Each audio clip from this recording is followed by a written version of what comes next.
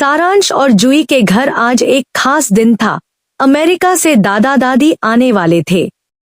Monkey Monu तो सुबह से ही तैयार बैठा था, सिर पर दादी के लिए फूलों की माला।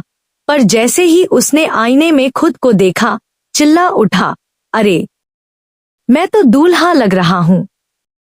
दादी जैसे ही घर में आई, सबने पैर छुए। मोनू ने भी पैर छूने की कोशिश की, लेकिन गलती से दादी की छड़ी पकड़ ली और उसे उल्टा पकड़कर झूलने लगा।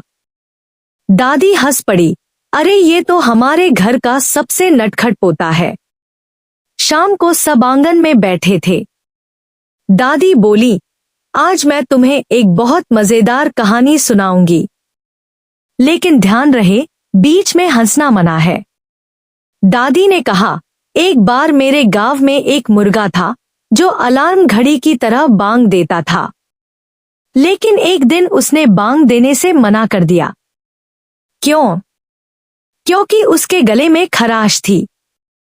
पूरे गांव में अफरातफरी मच गई।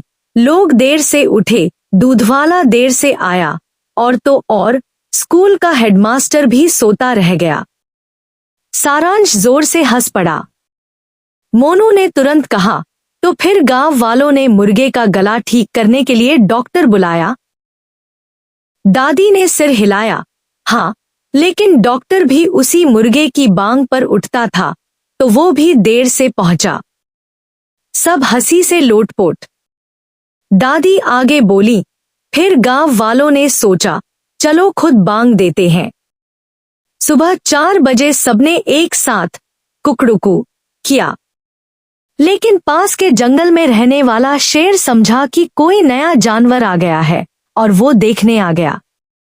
डर के मारे लोग अपने अपने घर में घुस गए। मोनू बोला, अगर मैं होता तो शेर को चाय पिलाकर दोस्त बना लेता। दादी बोली, यही तो असली ट्विस्ट है।